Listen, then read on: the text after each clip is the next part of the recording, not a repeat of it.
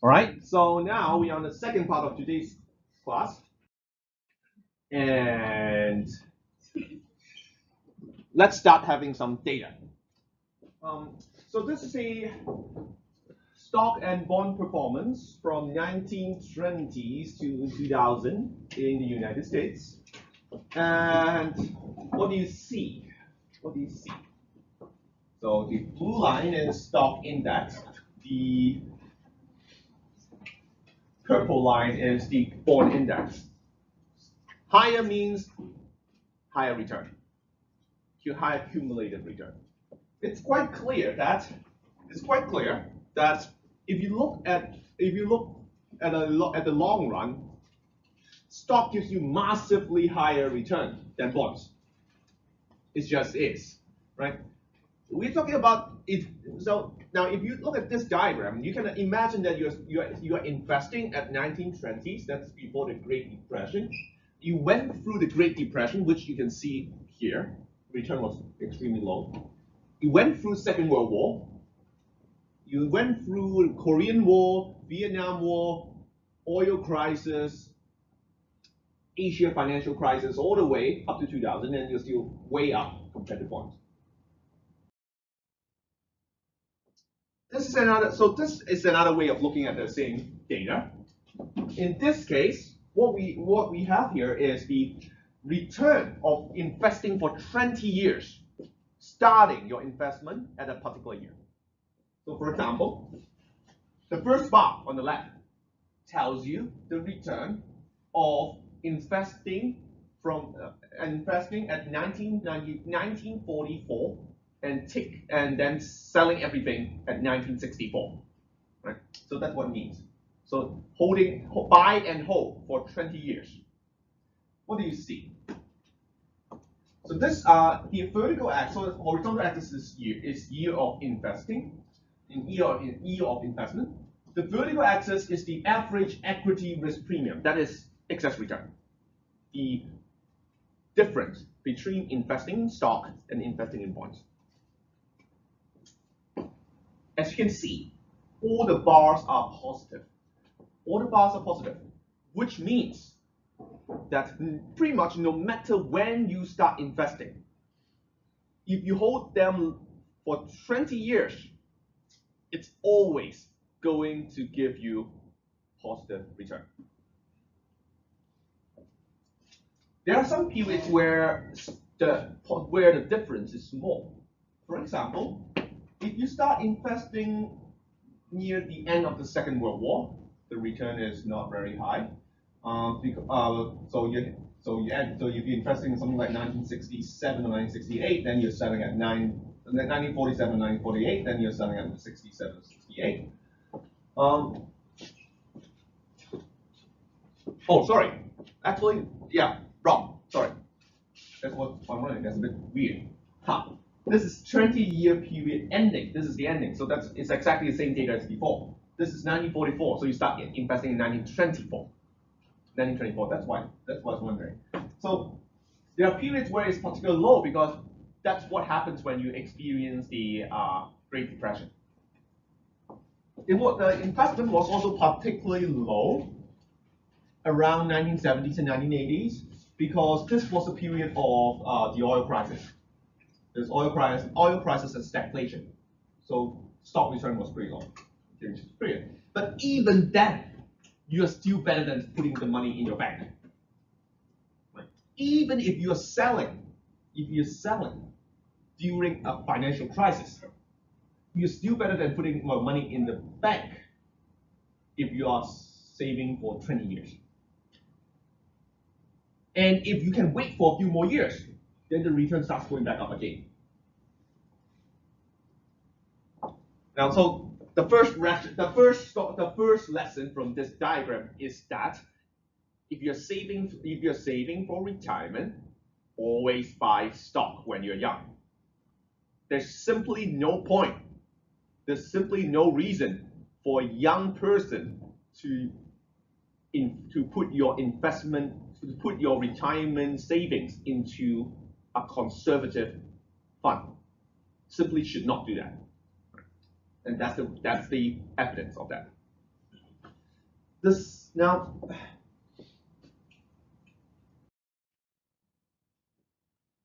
assuming that the average US investors has CARE utility, and let's normalize wealth to 1. So this is mostly to make the math easy for us. But our conclusion does not depend on this particular function or this particular normalization. The conclusion will hold no matter how you do the math. So we have this utility function that we have just derived before the break. This is the Cara, remember this is the Cara solution. So the amount of money in stock equals to excess return divided by risk aversion times value. The average excess return of stock is about 7%. And the standard deviation is about 15%. Right. So what that means is, so here's the point where we should be more specific about stocks and bonds. Stock is obviously the stock market. So we're talking about not a single stock, but let's say at least S&P 500, right? A very big representative portfolio of stocks. Stock market, okay, the stock. What is bond? So because we're talking about excess return, right? So what are we comparing the stock market to? We're not comparing it to savings account, because as you know, savings account, while being risk-free, does not provide you with very high return. Right now, savings account provide you with something around 0.01% interest rate. That's not the best you can get from a risk-free investment. If you invest in certified deposit, it's better. You can get about 1%, but that's still not the best. The usual comparison that we use when comparing stocks, compare with stocks, is the US Treasury bond. Usually 10-year US Treasury bond.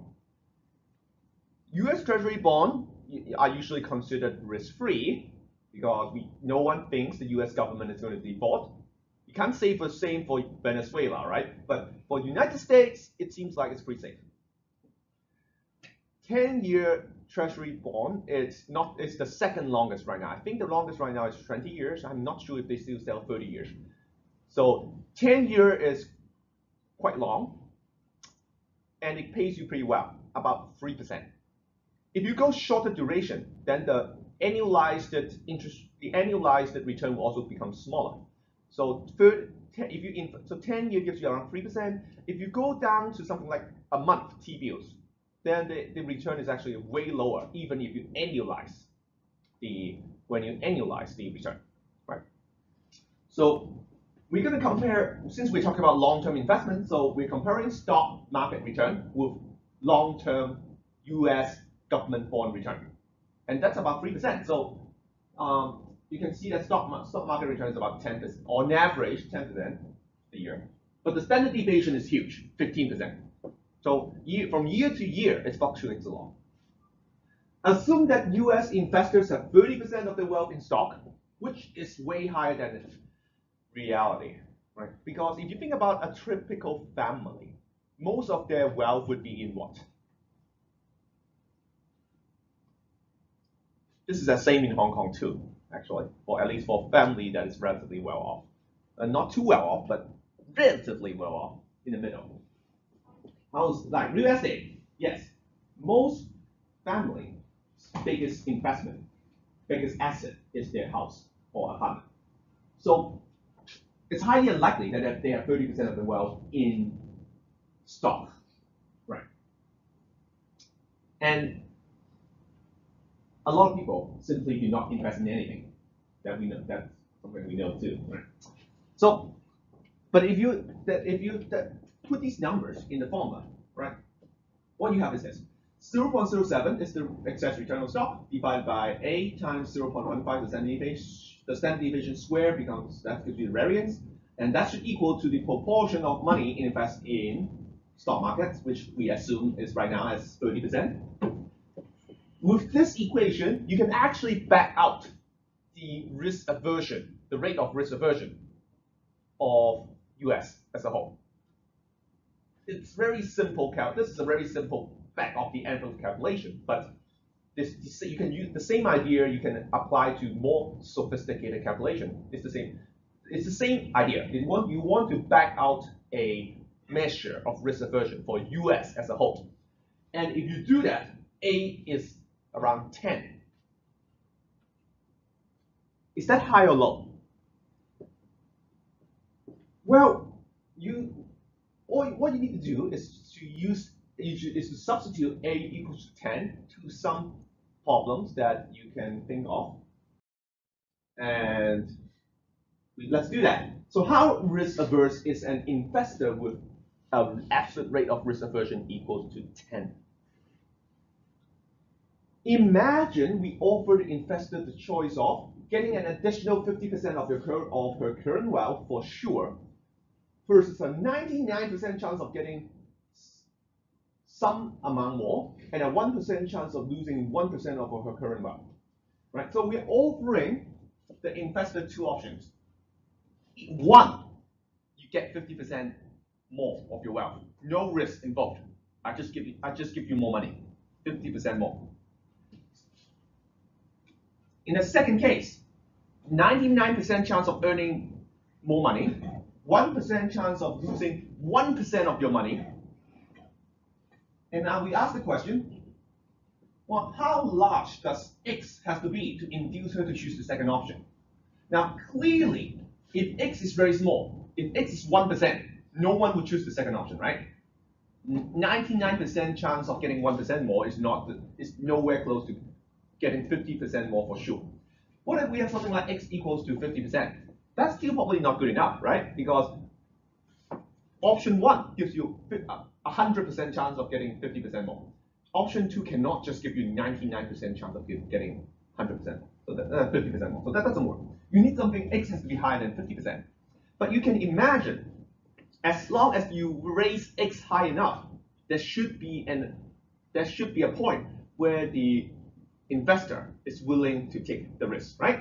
If I say, I'm going to give you, there's a 99% chance you're going to earn 10 times more, and 1% chance you're going to lose 1%, versus getting 50% more of your wealth for sure. I think a lot of people would take the second option.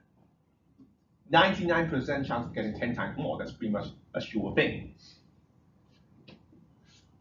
So the point is, there should be an X that would make an investor willing to take on the risk, no matter how risk averse he or she is, right?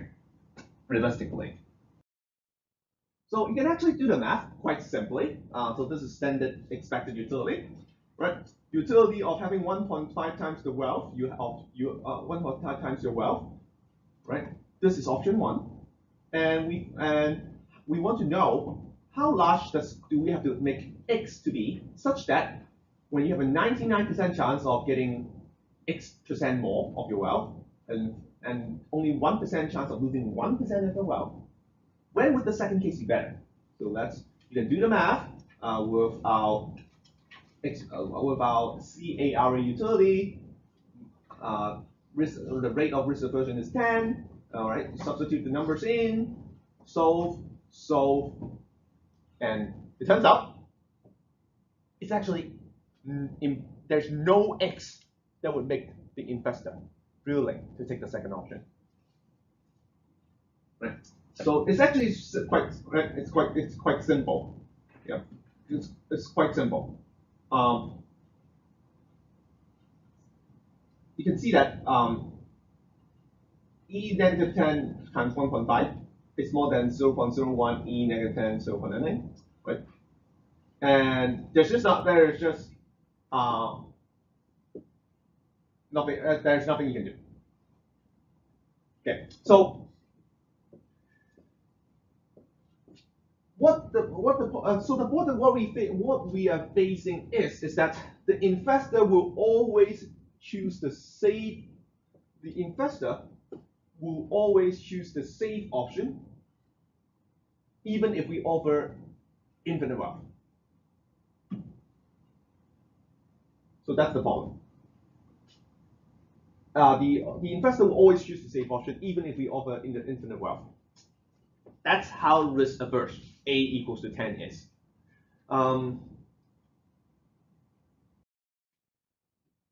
Is that a problem of CARA? Is that a problem of CARA? No, it's actually a problem, as I mentioned before the break. It's a problem in general whenever you have this type of utility maximization problem.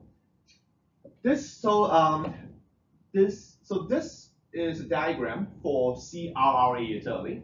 It's taken out of the paper by Edward Prescott, who won a Nobel Prize. So it's titled the equity theorem puzzle. So it's actually investing this specific problem. So what it does is that it does the same math as we did for CRRA. So it's just going to be more complicated. They did the math, and then this was published in 1985. Back then, diagrams were hand drawn, not computer generated. See, so it's actually hand drawn. So they computed that. They solved the math and they plot a diagram. And what they show is that on the horizontal axis is the risk-free rate. This is what you get from government bonds. So if you get 1% from government bond, the vertical axis is the excess return required for the investor to invest in stock. And what it says is that, well, basically,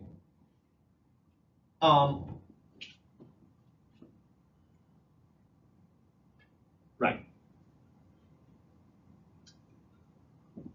And what it says is that, well, it's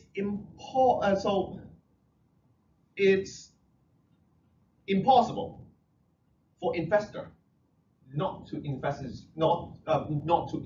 in stock if risk-free rate is very low, right? Because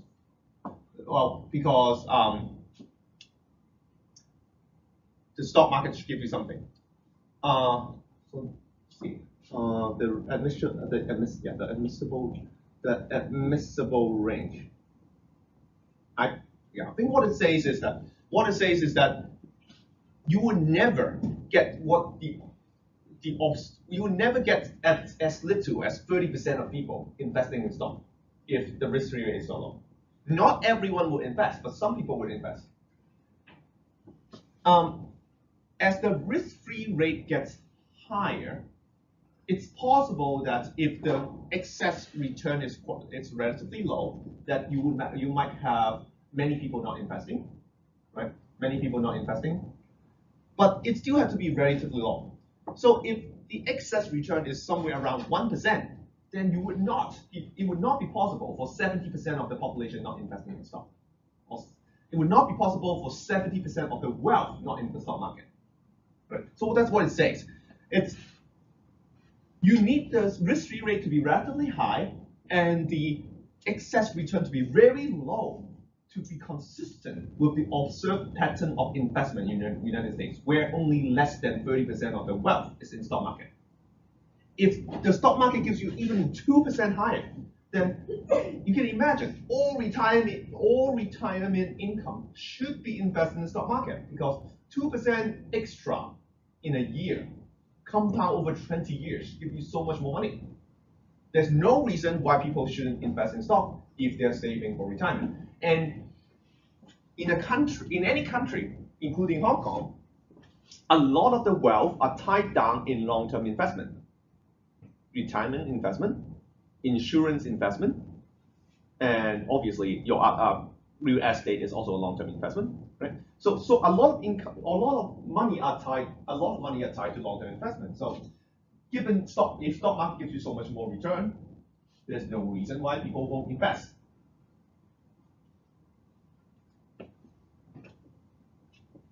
Okay, so the scenario in which the scenario that is consistent with the investment pattern we observe is not consistent with the actual return we see from the stock market. People invest so little in stock market, which would suggest that, if you assume they are rational, that would suggest the stock market is actually not very profitable. That's why they don't invest, because it's not profitable. But we do know that the stock market is very profitable. So that's why it's a puzzle. It's called the equity premium puzzle. It's a puzzle because on one hand, stock market has a very high return. On the other hand, people don't invest in stock market. So the equity premium puzzle is the observation that existing investment patterns suggest an implausibly large rate of risk aversion. If people are not investing, despite the fact that stock market gives you 7% average return in a given year, they must be really, really risk averse. But we don't think they are that risk averse because if you look at other behavior, the fact that people buy lottery tickets, the fact that people drink alcohol, then they don't seem that risk averse. Put it another way, given the existing return and risk involved, investors are investing too little in the stock market. So that's another way of looking at the equity risk premium, is that how come people are not investing? What's stopping them from investing?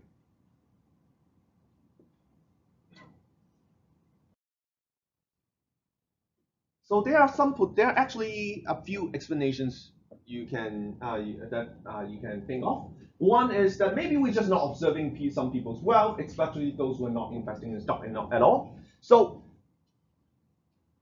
for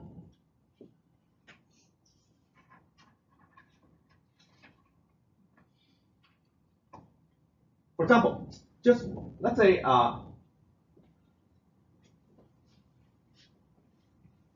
we think that we know how much money is in the stock market, and we know how much money is in we can estimate how much wealth US has as a whole, but maybe some people are not investing in the US stock market. They're investing overseas, right? Let's say half the population prefer to invest overseas. So that half of the population actually is investing. It's just that they're not investing in US, so we mistakenly think that they're not investing. Instead, they're just investing in something else that we don't observe. So if that's the case, if 50%, let's say if 50% of the population is investing in something else that we don't observe, then really what's happening is only 50% of the US population is investing in the US stock market, and then the proportion of wealth in stock is 60% instead of 30%. You get the idea, right? We know how much money is in the stock market. We have a rough idea how much wealth there is in US, and we might previously we just naively divide stock market value on total US wealth, but maybe some of the US wealth was actually invested overseas, or something that we don't observe. Then that would underestimate the proportion of wealth that is in risky asset, because we don't observe all options of risky investment. So that's possible. So let's do that, right? Let's say now we believe that 60% of the wealth is invested in the US. If 60% of the wealth is invested in stock market, then you do the same math again. A is only 5. The problem is, economists have also measured risk aversion through other means. For example, ask people to sit in a room to play games. Like if you ask them to, or basically you have simple lotteries that you can have them play in an experiment, or you can observe the behavior buying lotteries or doing other form of investment. A reasonable absolute rate of risk aversion is about 1. As you can see from the previous calculation, an absolute rate of risk aversion about something around 10 already gives you very absurd conclusion. So you need somewhere around 1 to get some reasonable conclusion. If you have a very high ARA, then you shouldn't even walk outside the street, because there's a pretty good chance you get hit by a car, and you wouldn't want to take that chance if you're so risk averse. Right? So based on other estimates, economists believe that the absolute rate of risk aversion should be 1. around 1. But it's very unlikely that an accounted investment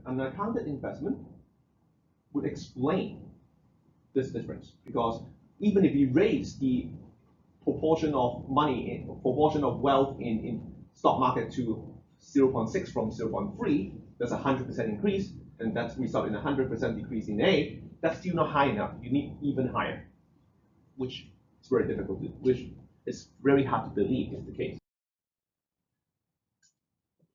Right. So let's look at this diagram once again.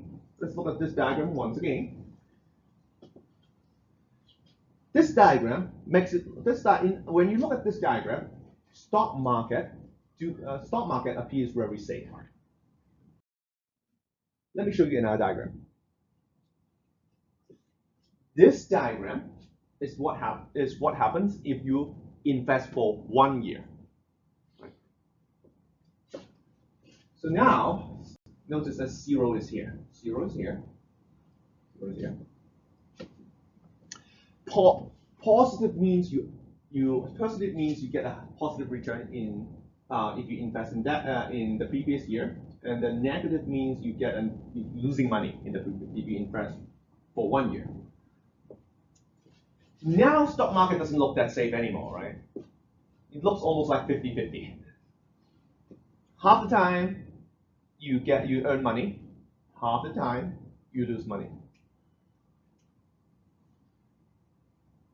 So that's one of the keys to answering the question why people don't invest.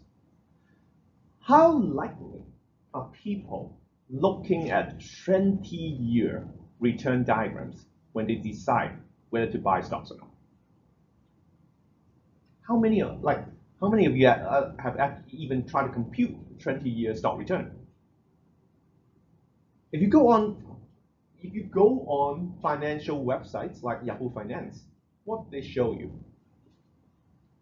Daily return, weekly return, monthly return, yearly return. 5 years would be considered very long. Right? So if investors do not actually, where is that coming from? If investors do not actually,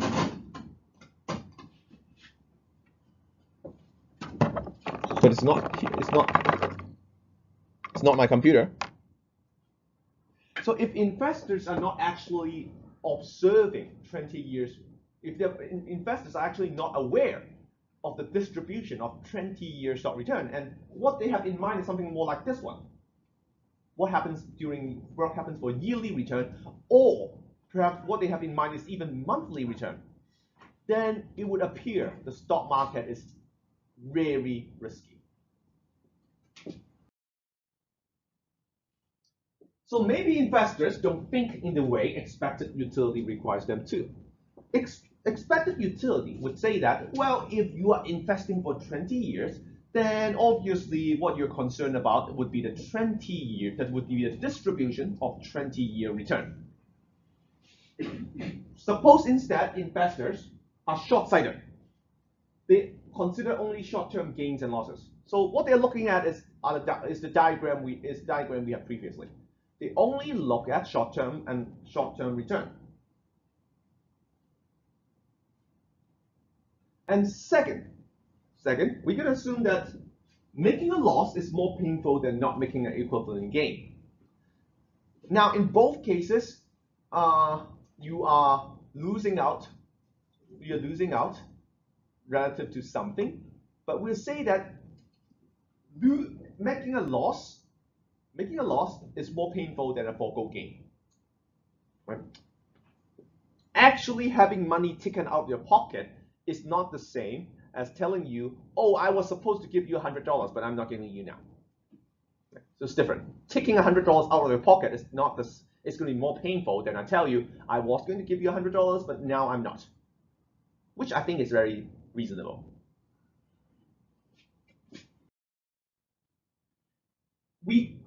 If the investors behave in this way, we call such investors myopic loss aversion. Myopic refers to the short-sightedness. that they only look at short-term returns. And loss averse is the fact that they hate losing money versus a foregone gain.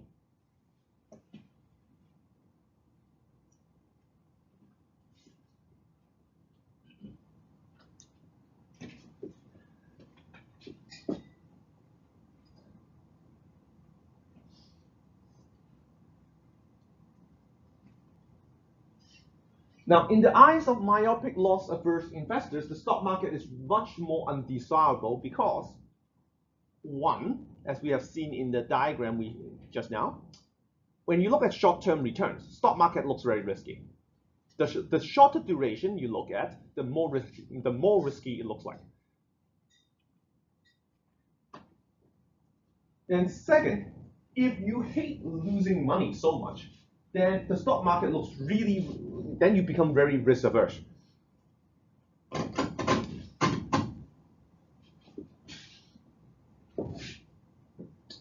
You become very risk averse because you hate losing money so much. You would be willing to put in a lot of effort just to avoid the possibility of ever losing money.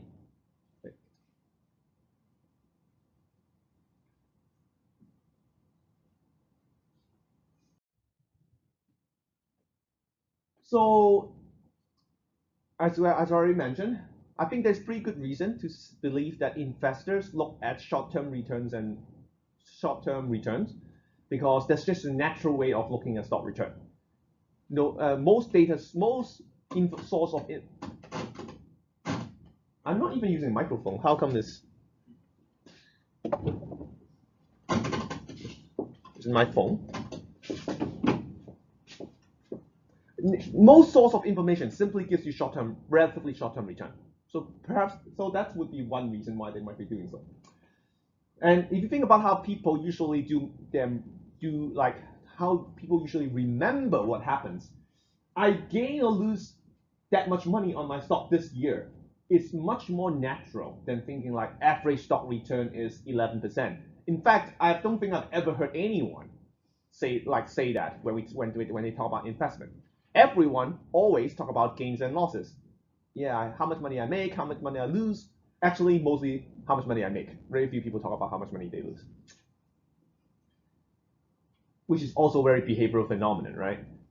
People only talk about when they gain, and no one talks about when they loses. So you have this, when you have this bias signal when you try to see how people perform.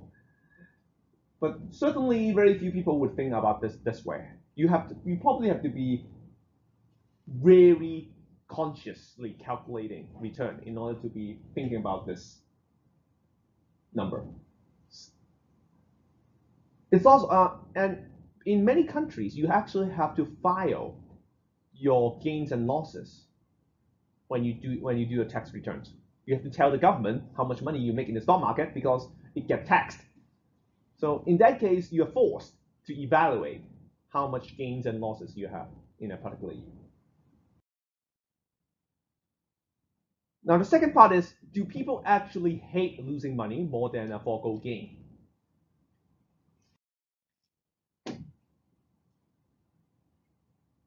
Which circle is bigger? By that, I don't mean these circles compared to that circle, right? What I mean is this circle in the middle versus this circle in the middle. Which one is bigger? Now, you know that when such a question comes up, this is a psychology question, and you know rationally that the two circles should be of the same size. But that aside, the circle on the left does look a bit bigger, right? Right. It does look a bit bigger. If you study, what's happening? It's getting worse.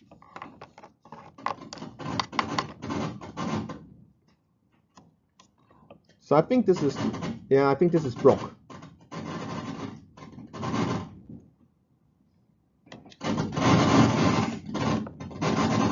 Okay, see, I can.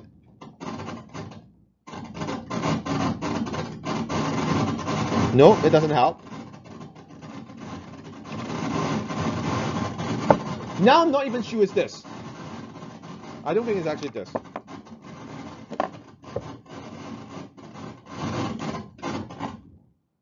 It's the microphone, but I'm not using the microphone. Did someone took the microphone? I'm not even using the microphone. All right, but at least muting the microphone actually worked. All right. Human perceptions are comparative. It's relative. It's comparative. So this is something that you would learn in any intro psychology class, right? So that's one classic. So the picture I just shown you is one classic example. Another classic example is put your finger into put your finger first into ice water and then into hot water, right? Is it or is it no? I think you put your no, you don't need to put it hot water. Put your finger into ice water and then put your finger into normal water. Then the normal water will feel very hot because because perception is relevant. So there are a lot of evidence in psychology showing that human perception is relevant. So so it looks like there's no reason to say that your perception of money should be different. It seems reasonable to say that it's much more salient. Gains and losses are much more salient than the absolute amount of wealth. How much money you make, how much money you lost is what people remember, not the absolute amount of wealth. So what evidence do we have of that? There are actually many experiments that look into this topic because this is one of the I'd say this is actually the most important contribution of behavioral economics is loss aversion. So an experimenter randomly assigned subjects to 3 groups. Group 1, Group 2, and Group 3. Group 1, he gave a candy bar. Group 2, he gave a mug. Group 3, nothing, right? So that's the way it works. You come into an experiment. For those of you who are not familiar with economic experiments, typically the way it's done is that if they're done in a classroom or computer lab, you would have the subjects. The subjects are usually undergraduates like you. They are promised something like 1 hour of minimum wage if they come. Right? So like you get something like $33 if you come, at least. I think in Hong Kong, the only university that actively engage in economic experiment would be HKUST, but the basic setup is very close to psychology experiment. So I think in Hong Kong, typically you get paid $50 for an hour. So I think that's the university minimum wage, right? $55 for an hour. So you come in, even if you do nothing, you get $55. In this particular experiment, when the subjects come in, they are given either a candy bar or a mug. Now, and then they are given the option of exchanging for the other item. If you are given a candy bar, you can exchange for a mug.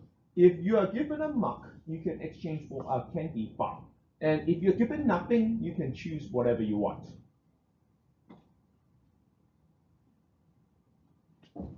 So that's what happens, right?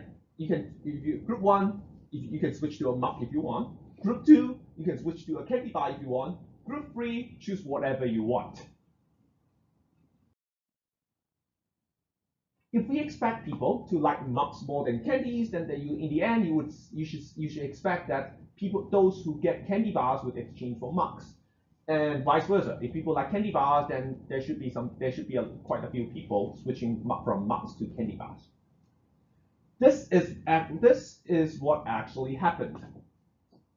Group 1, for those who got a candy bar, only 11% want a mug, and most of them want to stay with the candy bar. In the second group, that was given mugs, only 10% of them want to switch to candy bars, and 90% of them want to stick with the mug. And Group 3, those who are given nothing, it's almost 50-50. It's almost 50-50. Slightly more for the mugs because I think that's reasonable. Mugs sells for more than candy bars. So slightly more for slightly for more mugs. So do people like candy bars or do they like mugs more? And what's up with this rate of exchange? Huh? What's up? Why are people staying with? Why are people overwhelmingly staying with what they have? I give you something, you want to keep it, right? But if I give you something else, you want to keep that instead. So what's happening? As in any experiment, there could be more than one interpretation, but the interpretation the authors of this study have is that this is because of loss aversion. So this particular phenomenon is called endowment effect. So this is not an explanation. This is just an phenomenon, right? Endowment effect. Somehow people like to stick with what they have. So the interpretation the authors have is that if they get the candy, subjects who got a mug felt losing the mug as a loss, right? So if you I think. All right. So if they switch the mug for candy, then they're losing a mug and getting a candy bar. So they're losing something and gaining something. If you believe losing something is more painful than foregoing a gain, then this is actually not a good deal because you're actually losing a mug that you already have, and you're gaining something back.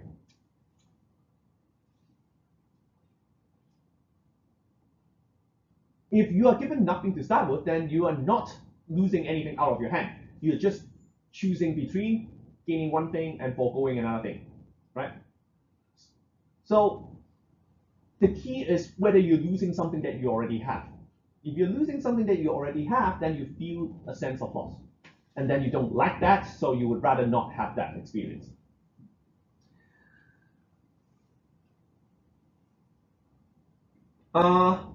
Not everyone agrees with this interpretation. Now, this is sort of the canonical interpretation. This is the interpretation of the Nobel laureates who won Nobel Nobel Prizes for behavioral economics.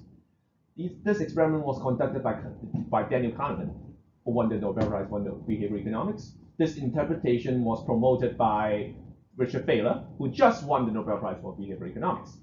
So this is the interpretation they have from these experiments. Now the experiments themselves are very carefully controlled. But even in very well-controlled experiments, you could still have different interpretations. In particular, a lot of people would not believe that people get attached to mugs and candy bars. So that's something that's very hard. It's very hard to determine, like, whether it's reasonable to say you would get attached to a mug. Like, I don't know. Well, I guess we could test, right? I'll give you a CUHK mug or something, and then you see whether you get attached to it. But that's the interpretation for from the authors. They think that people are attached to them, whatever they're given with, even ever so slightly, they are attached to it. So in some sense, you can say people are happiest if you have nothing to attach to, right? Remember, I say I was the happiest when we had nothing, because when we have nothing, we have nothing to lose, right? Right. So if you believe in this, if you believe in this idea that losing is more painful than a foregone gain, how do you formalize this notion in a model? So this is the mathematical formula that's usually used. The utility function has two parts. It has two arguments. X is what you're getting. R is a reference point. If you're getting more than your reference point, you get the difference, x minus r. If you're getting less than your reference point, you are getting the difference multiplied by an amount. That amount is usually bigger than 1. This captures the fact that losing is more painful than gaining. Losing is more painful than a forego gain. Okay. Losing is more painful than a forego gain, because if you're foregoing a gain, so you're just losing x minus r. That's a forego gain. But if you're actually losing something, so x is more than r, then you are actually losing something, and then what you lost is phi times x minus r, with phi being bigger than 1. So that captures the notion that losing something is more painful than a forego gain. And phi is estimated to be approximately 2. So once again, this is estimated from all these experiments. Have people sit down, give them something, see if they exchange, and if they don't exchange, what you can do is be even more sophisticated than that, is to actually ask them, how much money do I have to give you for you to be willing to exchange? And see how much they were willing to take before they would be willing to exchange. That's actually in the assignment. The assignment would have a question that gives you some numbers, and you can see how, based on this utility function, you would have one buying price that is different from the selling price. So what this means is that loss is twice as painful as a forego gain. That's pretty much the standard assumption now in when you model people's behavior. Loss is twice as painful as forego gain. We will leave the question for what the reference point should be for later. Right now, you can kind of assume maybe that if it's the stock market, that's probably the price the price of the stock you purchase at, right? That's what a lot of people do, right?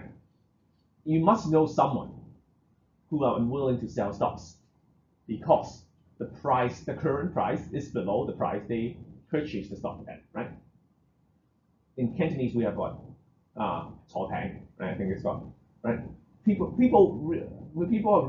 are really sensitive to the price they buy a stock at. Right. So we're going to ask you a series of questions. I want you to think about what you would choose. First option, the first choice is between two possibilities. One, losing $500 for sure versus losing 1,000 with half chance and losing nothing with half chance. Notice that the average is the same, right?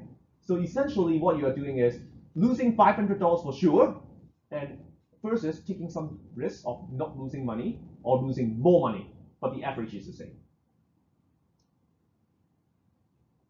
What we did. Now, how many people would choose the first one? No one. So pretty much, I think it seems like people like, so you're going to take the chance, right? Just see if you maybe you manage to not losing any money. Okay, so okay, that's right. No one wants to take a loss for sure. You want to take a chance. What about these two? Gaining $500 for sure, and gaining $1,000 with half the time, and not gaining anything half the time. So this is a symmetric question. Instead of losing on the losing side, now you're on the gaining side. But what you can choose now is that you can take $500 away for sure versus taking a chance. It's still on average $500. Now, anyone wants to choose the second one now? Right? No one. Now what happens? Now you don't want to take a chance. Now you want a sure option. If I ask these questions must have been asked on a lot of people, and your answer is very typical. If you in much more well-controlled experiments, you would see that people would certainly, well, you see most people choosing the safe option when it comes to gaining money, and they would choose the risky option when it comes to losing money. Even if you play with actual money. Actually, I think the effect is stronger if you play with actual money. The effect is stronger if you play with actual money. The only exception is if the loss is so huge that it's just simply impossible for them to bear. Right? If you're talking about losing 1 million, then obviously it's just almost impossible. But then it's not going to be realistic since you can't realistically take out 1 million out of people's pocket anyway. So if you have what you typically do in these experiments is that, so remember that when you come in to experiment, you get like $50 for showing up, right? That's how psychology experiments are done too. If you come into an experiment, you get $50 for sure, regardless of what you do. In these experiments, what they do is they will take away some of it based on your choice, right? So in the previous one, if you have $50, they can take away maybe like up to $25. So that's how they manage to do these experiments, because you can't actually take money out of people's pocket. That would not be possible to run as an experiment. But you can take away part of their show-up fee. So that's what happens. Right. So most people would behave in a risk-averse manner over gains and a risk-seeking manner over losses.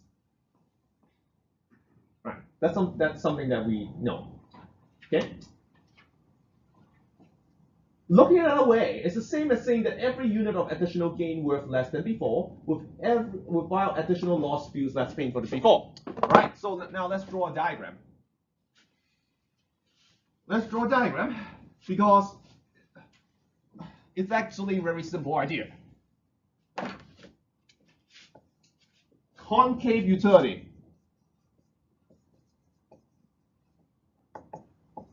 gives you risk aversion.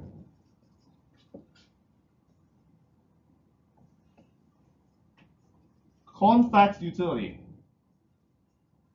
gives you risk-seeking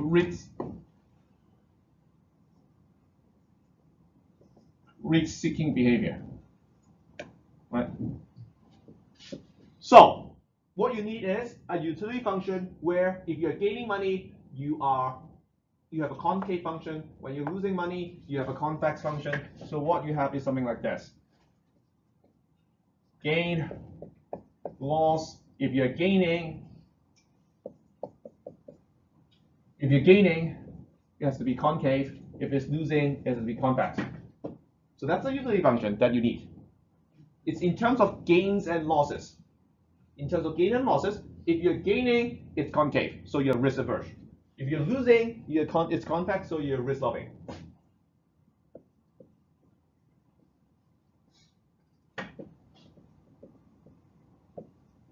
Risk seeking. So that's what it is.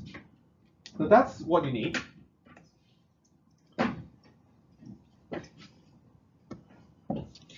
This idea is called a diminishing sensitivity in this particular area because you're becoming less and less sensitive to large gain and large losses.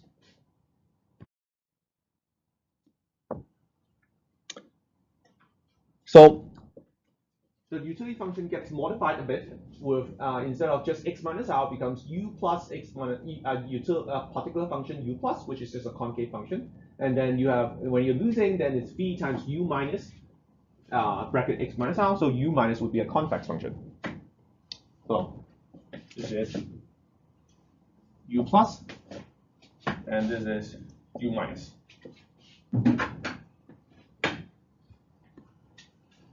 And one very simple function you could use is just the log function. Right? The log function would work. The log function would work.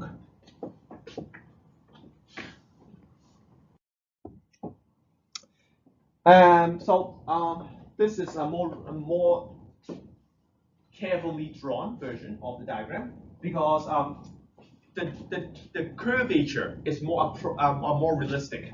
What I drew is obviously a more exaggerated version. So if you actually use carefully measured numbers, what you would have is, so you see a clear convex utility function when people are losing money. You see it's the curvature for gains is actually shallower. So it's not as risk averse as I drew there. It's not as risk averse as I drew there. It's pretty flat if you measure carefully. There is actually a bit of there is also loss of what we call loss aversion. losing money is more painful than forego gain. So you can actually see the slope. The slope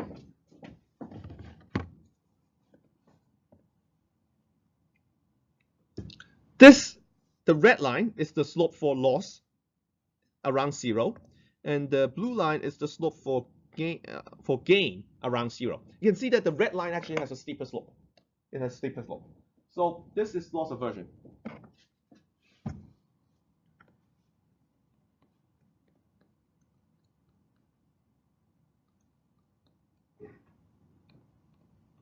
Hate loss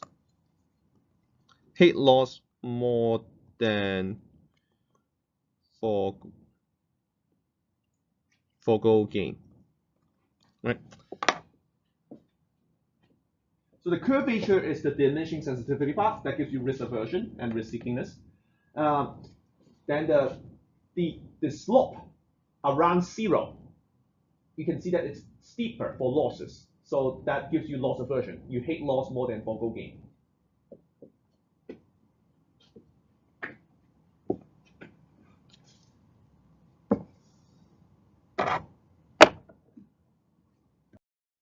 So there's just two more sets of questions. Which of the following would you prefer? $3,000 for sure versus $4,000 with probability 0.8 and no money with probability 0.2. So that's saying that you can either get $3,000 for sure, or 80% chance of getting $4,000, or 20% chance of getting nothing.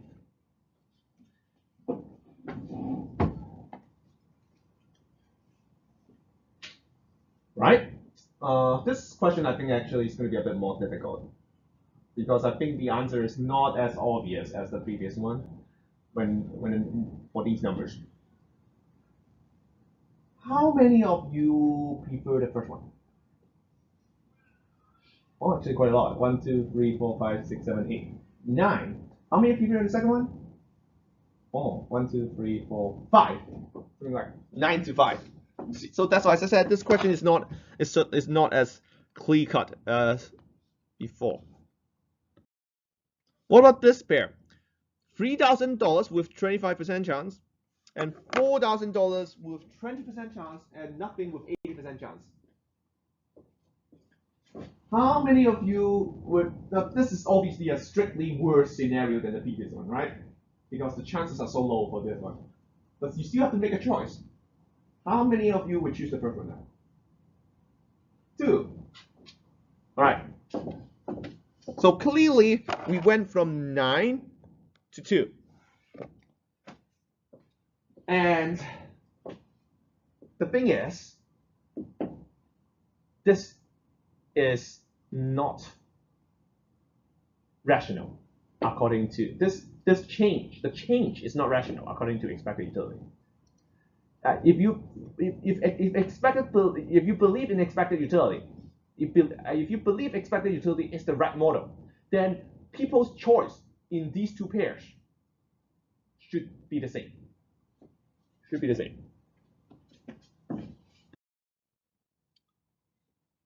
The reason is both pairs involve getting $3,000 at 125% chance of getting 4,000.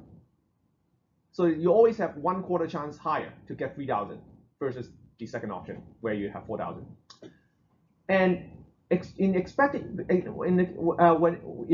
when it comes to expected utility, all it matters is this ratio. When you make decision, all it matters is the ratio, because expected utility is an average. Average is average depends on ratios. So you can actually show it quite easily. We do it in a moment, I think. But right now, is your choice uncommon? No, it's actually very common. In a published study, 80% picked 3,000 for sure from the first pair. So most people would choose the same. $3,000 for sure is an attractive option relative to 80% chance of getting $4,000. Right? It's just like, well, it's not worth taking the risk. It's not worth taking the risk, or just for $1,000. Most people would think like that. $3,000 for sure is good enough. It's not worth taking a 20% chance of not getting anything just to get $1,000 more for 80% of the time. So most people would pick the first option. But only 35% pick 3,000 from the second pair. The numbers are not as extreme as the previous experiments, but it's still pretty clear, right? In one case, the vast majority picked 3,000 for sure. In the second case, the majority picked the second option instead.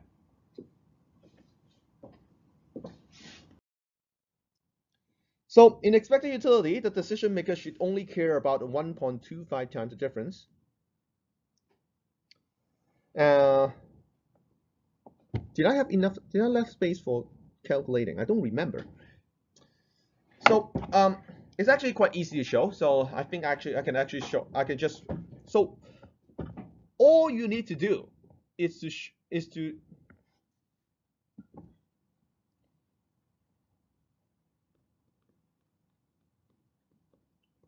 go from here, U3000 bigger than U3000 bigger than 0.8 U4000 plus 0.2 U0, right? What you need to do is multiply both sides by 0.25. You multiply both sides by 0.25.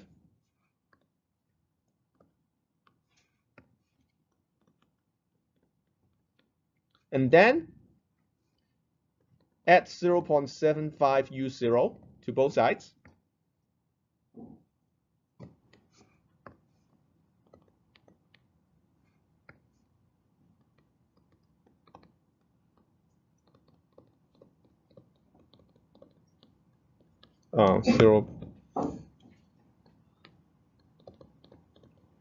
Right, so that's all you need to do. Right, so that's all you need to do. When you do that, simplify, you get back the second pair. Once again, the problem is because you expected utility only cares, expected utility is the average utility. So, and when in average utility, when you're comparing two averages, the ratio, what it matters is the ratio.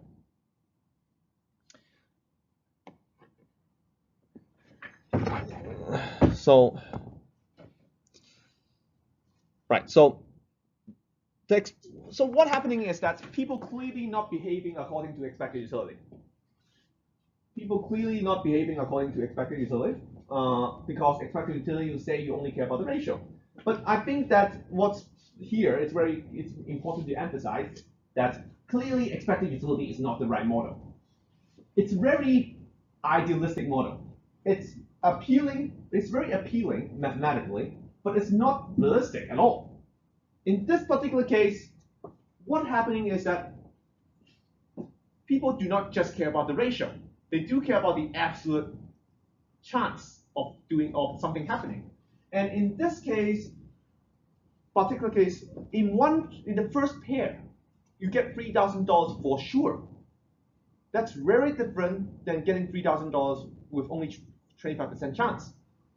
So people are really sensitive when probabilities deviate from 1. For sure has something really that it's very salient. Just for sure means for sure. 99% is not the same as for sure. For sure means for sure.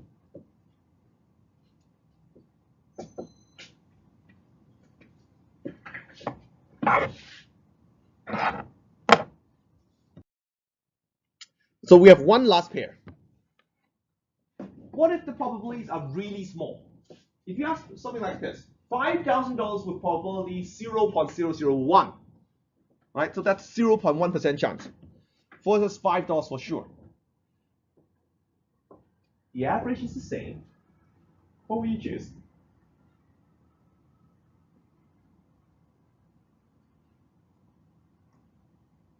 Anyone would choose $5 for sure. I think $5 is small enough that you probably don't care, right? So,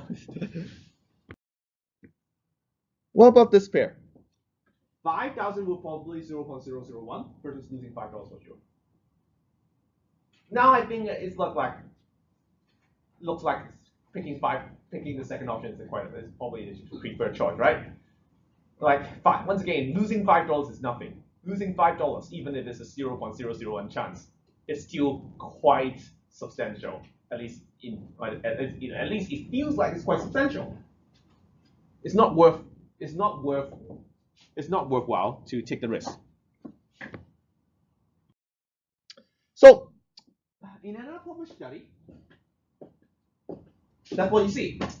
72% pick the $5,000 with a chance pick the 72% choose to go for the risk when it's about gaining money, and 83% choose losing $5 for sure when it comes to losing money, which seemingly against what we just said earlier. When I gave you probabilities that are less extreme, most people would go for the risky option when it's losing money, and the risk-free option when it comes to gain. But if I give you very extreme numbers like these ones, then people would switch.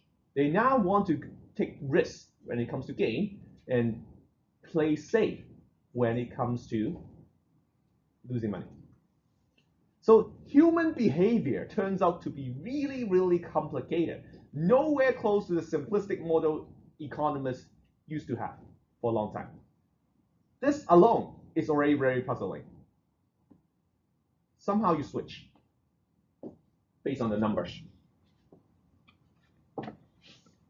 So what's happening is that if you do this experiment carefully with different numbers, what you see is that people do not actually behave as if the probabilities are what they are. What happens is that it looks like people would not treat probabilities as big as they are, something around the middle, and they treat small probabilities bigger than they actually are. In fact, newer studies suggest that this diagram is not correct. This diagram is the ones that is published by Kahneman, but nowadays some people propose that what really happening is this. To be more accurate, it's like this, right? Okay. Some people are proposing that. Now, people do understand no chance is no chance. People understand that. And people also understand 100% chance is 100% chance. But once you deviate from no chance, if you tell them there's a 0.001% chance you're going to get something, they suddenly behave as if it's a much higher chance, like 1%. And I think that there's a reason for that is that it's just simply too hard for humans to mentally understand how small is 0.001% chance. It's just too small. You have to just round up to some bigger numbers to be able to calculate. So this would explain a lot of behavior, like even if you're risk averse, you might play lottery. Right? In classical economic theory, you have to be risk-seeking in order to play lottery. But here, you could be risk averse and you still play lottery because you don't understand how small the chance is, right? Yeah, it's 1 in a million chance, but do you actually mentally capable of calculating what it means to be 1 in a million chance? If you treat it even as 1 in a 10,000 chance, that's already make the odds much more favorable, right? So newer studies suggest that maybe people actually treat small probabilities much higher than they actually should be.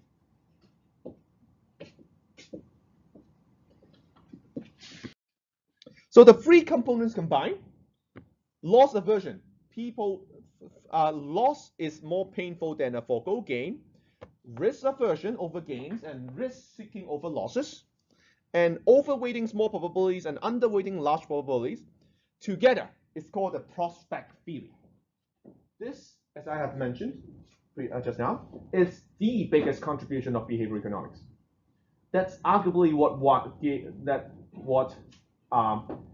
brought the field to prominence, and that's this is one of the main reasons why Kahneman and Richard Thaler won their Nobel Prizes, because this finding is just it has so much explanatory power with relatively simple setting. Right, so that's all for today. I'm going to see you next week. Fanny, so Fanny is here to collect your availability for tutorial.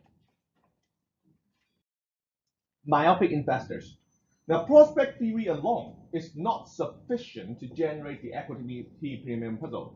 Now, remember, equity premium puzzle is the question why people aren't investing given the high return of stocks. It's not enough because if they have utility that conforms to prospect theory, so mainly they look at gains and losses. You always gain if you're looking at 50-year stock return, right? As I've shown you, you always gain even if you're looking at 20-year stock return. You always gain if you're looking at 20-year stock return. So prospect theory doesn't really tell you why people aren't investing, because you're always gaining. So gain loss utility says that you're always gaining, you'll be happy. So you'll be willing to do it. For stock, so what you need is that you need people to think that they might lose money.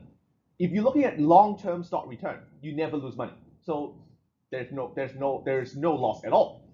For stock return to be volatile and introduce a chance of losing money, people must be evaluating stocks at a relatively short time frame. So that's why not only do they have to be loss averse, not only do they have to hate losing money more than they hate forego gains, they have to be evaluating stock return at a very short duration. That makes stock market risky.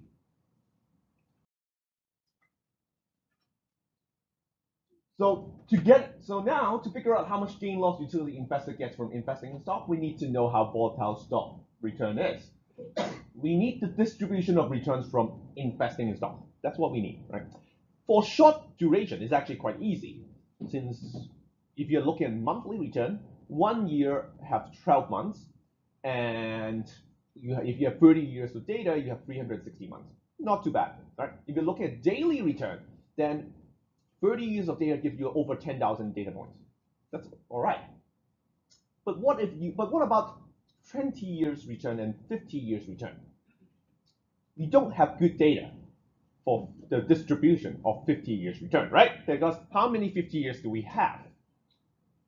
Not a lot. So realized return is problematic for long investment duration, because we simply do not have that many samples we can obtain. So another possibility is to estimate by simulation. So you repeatedly and randomly draw from randomized return. So you take the realized return in the past 30 years, right? And you randomly draw days out of that distribution. And you reconstitute a new time series, right? So what if you're looking at a realized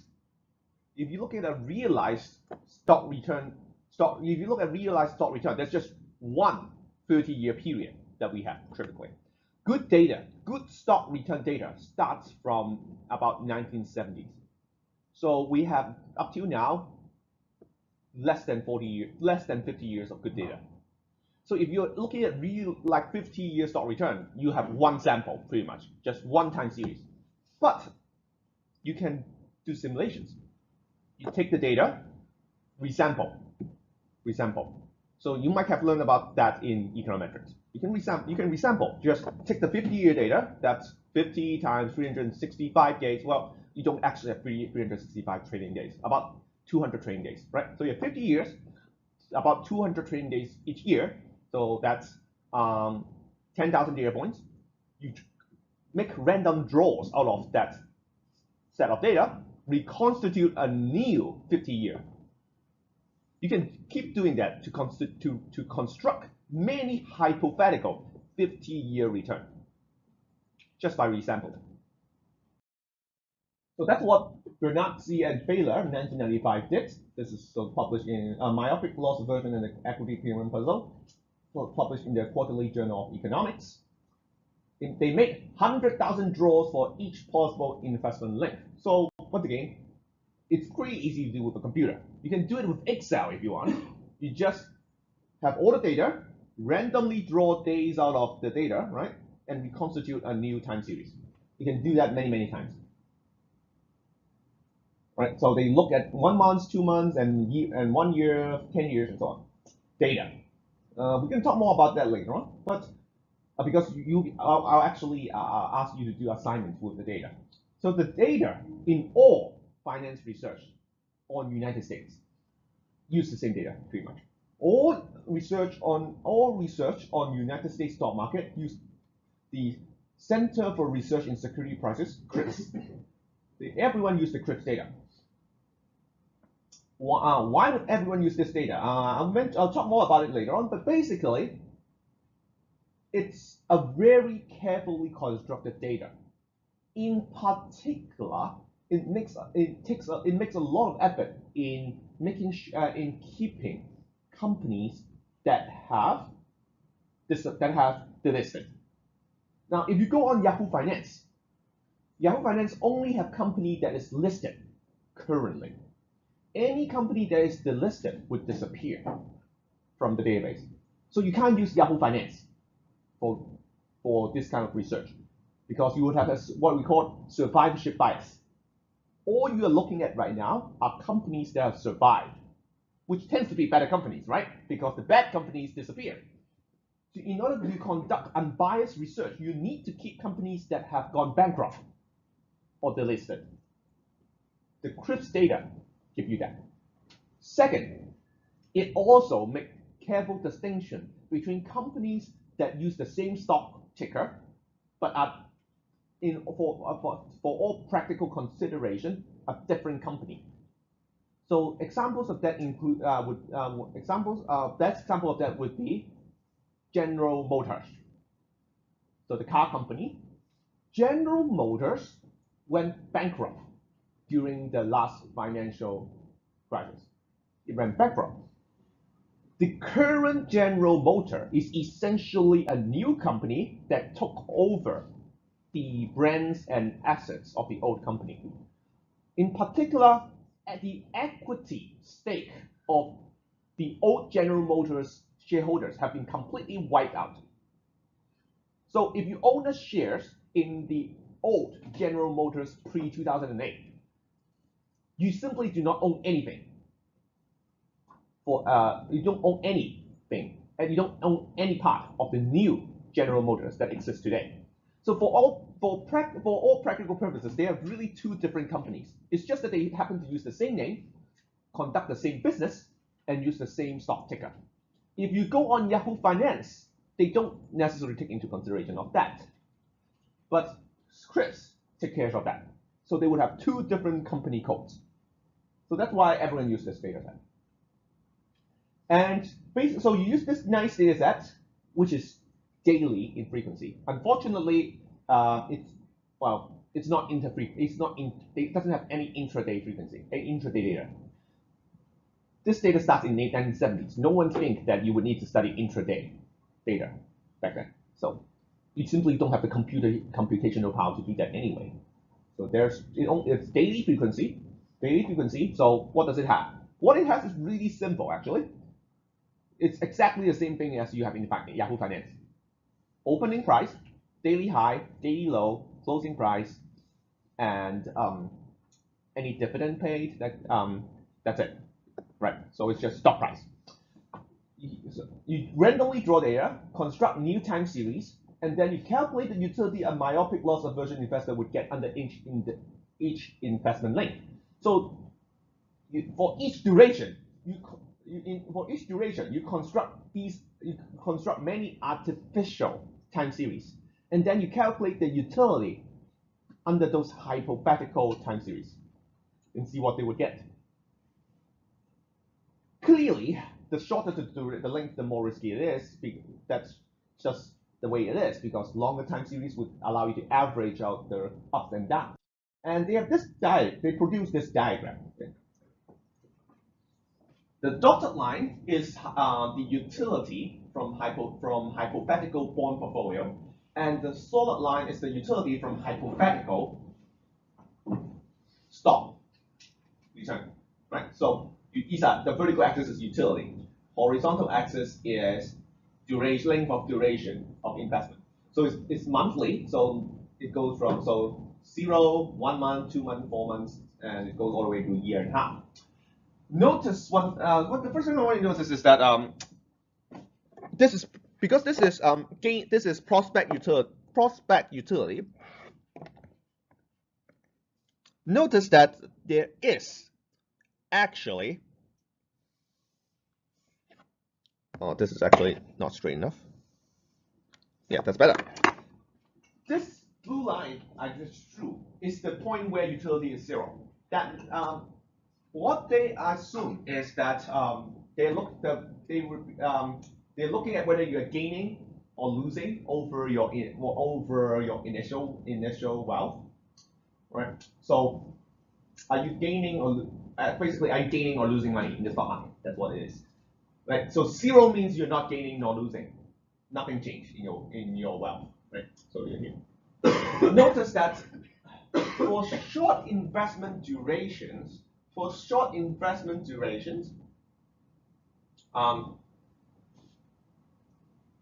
Investing is not actually very meaningful, even for bonds, because these are commercial. Even for bonds. My guess is because there are some periods of time where bond return are so low that it's not really not worthwhile, and because bond does have risk. So below 1, essentially, what you're looking at is this.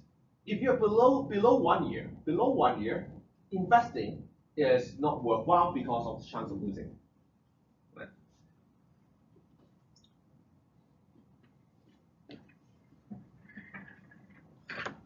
So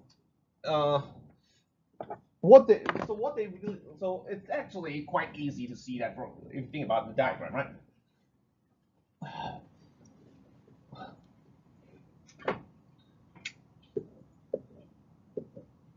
Right, so this is the utility function we're looking at.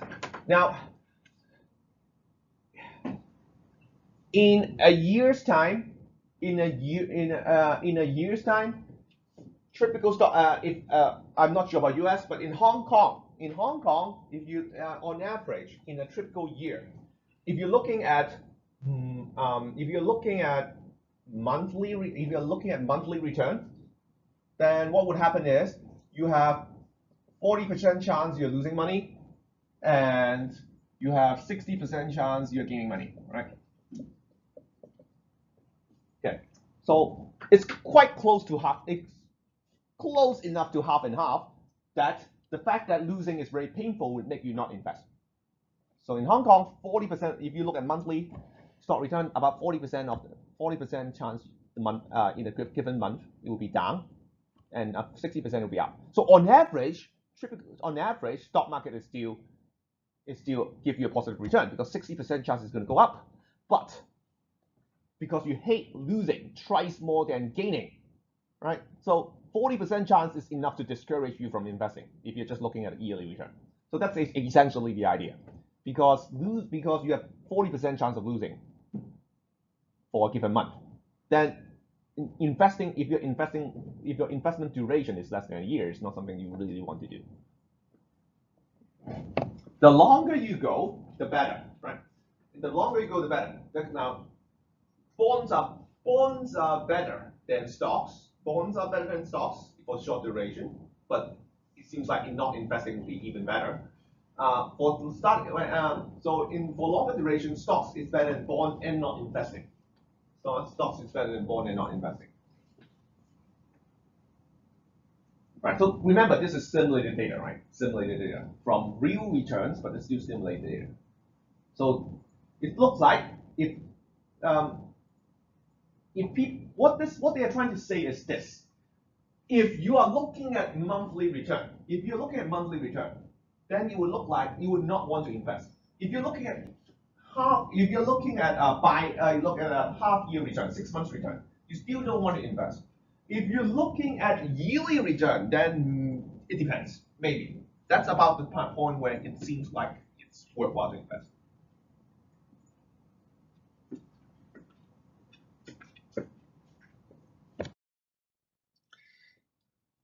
All right, so they also calculated how the percentage invest in stock. It's very similar to what we did in the first class.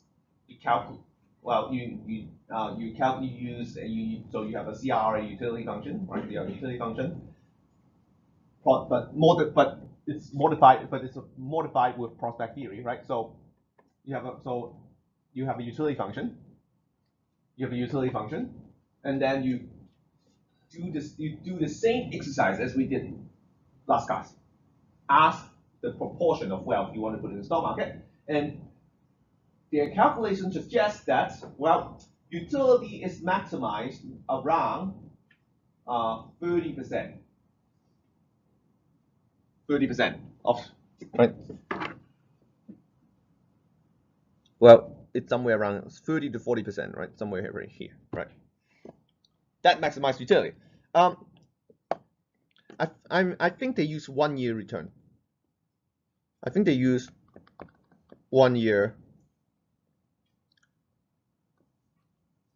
returns for this calculation.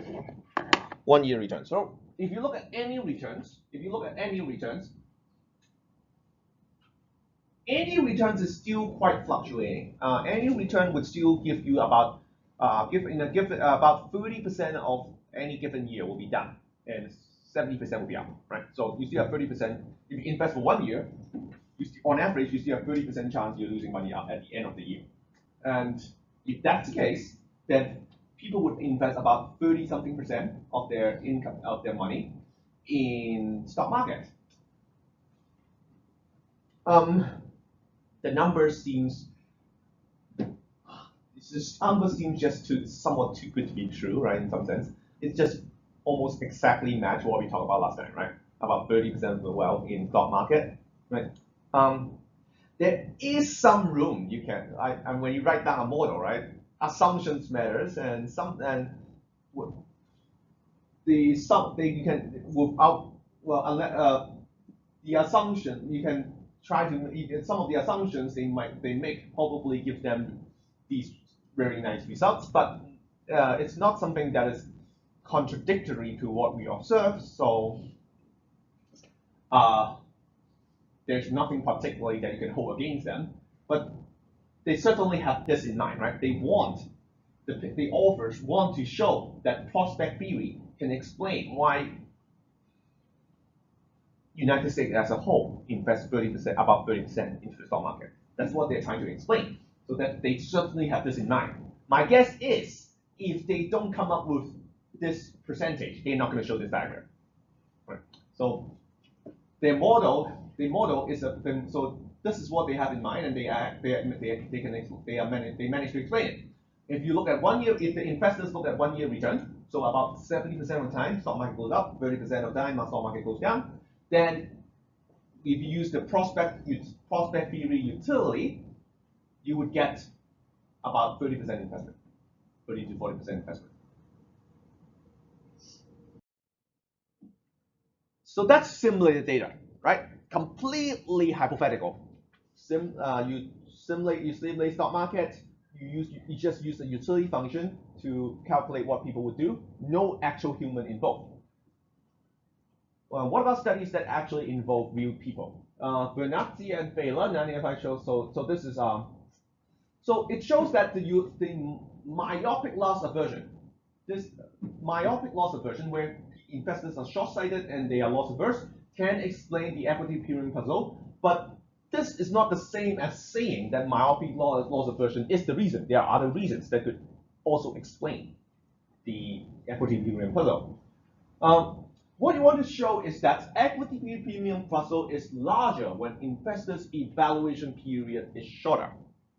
What if you actually have real subjects and you force them to look at either longer or shorter durations of stock return. Would that affect their behavior? You can do that in laboratory experiments. You give them, once again, you can use simulated stock market return and ask people to play like an investment game. You give and you control what information you provide them.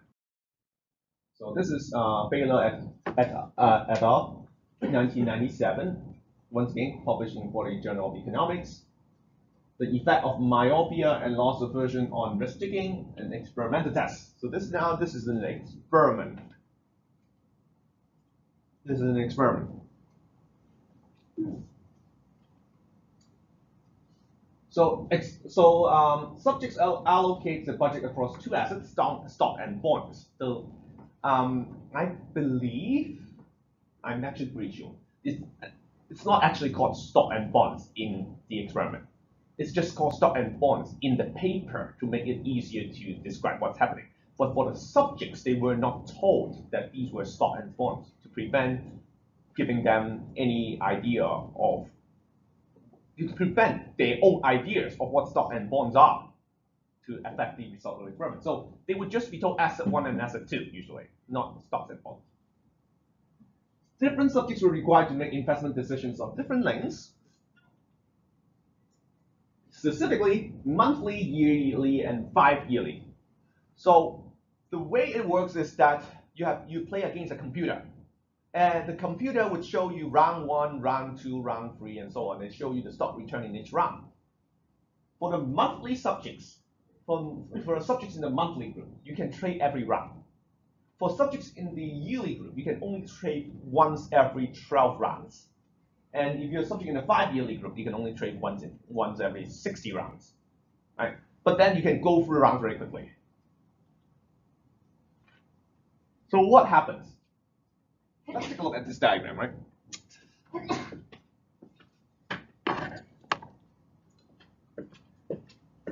So remember, there are two assets they can invest in: the stocks and bonds.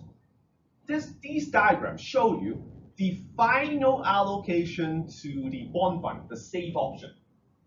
The safe option. And the vertical axis is just the number of subjects. Right? So the number of subjects. The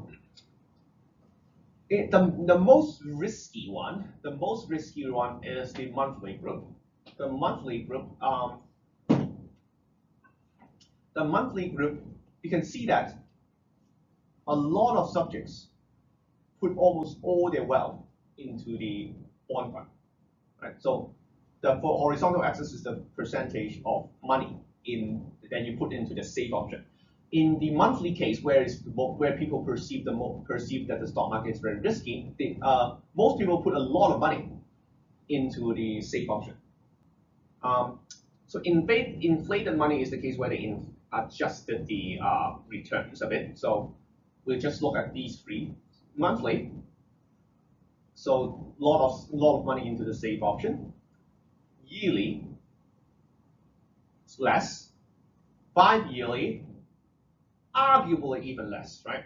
Arguably even less. If you look at them, so if you compare the, since there are only two options, if you look at the bars towards the left, these are people who put most money into stock.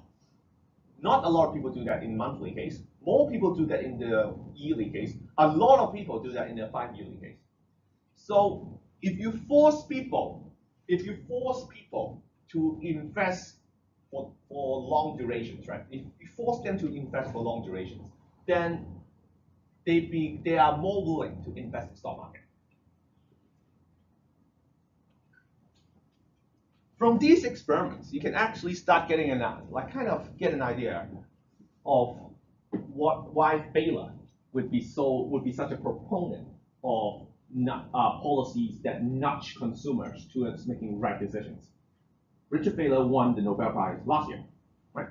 He won the Nobel Prize for his research in behavioral economics, and in particular, he has all these ideas about how the government can improve people's life by setting default options, right? So cases like these would show why. If you give, well, the default information you provide to consumer is going to make a big difference to investors. It's going to make a big difference in what they invest in. If you are in a completely rational classical economic environment, if you believe the consumer is completely rational, there's no need to think about this at all. You give them monthly return. If they're rational, they can aggregate monthly return into yearly return. There's no need to do anything for them. But in this case, we can see that actually aggregating information for forcing consumers to aggregate information is actually going to make a difference. When you ask them to invest monthly, they think the stock market is very risky, even though they are totally allowed to trade sparsely if they want to. Right? There's nothing that says that you have to trade every round. You can simply sit there in an experiment and just trade once in a while. But because people perceive very high frequency stock data, they find the stock market very risky. Whereas if you ask them to invest once in 60 rounds, then they actually find the stock market quite safe. These are the numbers. So these are the numbers. So the percentage allocated to the bond funds goes from 60% down to 34% if you have them invest sparsely. So that's one experiment. This is another experiment. This is actually a simulated market. So in the previous experiment, what happened was that the subjects are playing against a computer. So a simulated time series. This one is actually a simulated market, which means subjects trade with each other. They're trading with each other. So Giesme et al. 2003, evaluating periods and asset pricing in the market experiment, published in the Journal of Finance.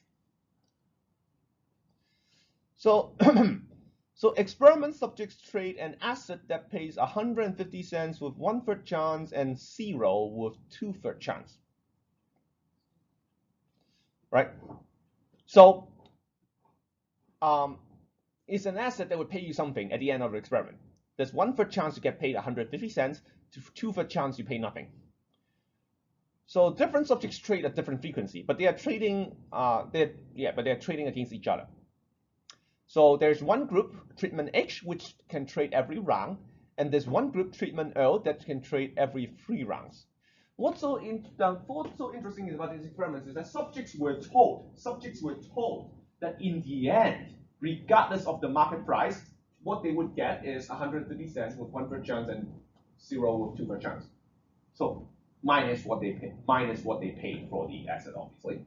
But this is what they get. There's no uncertainty. There's no ambiguity. They were told that this is what's going to happen at the end. 150 cents with 1/3 chance and 0 with 2/3 chance in both groups. And this is what you see in the experiment.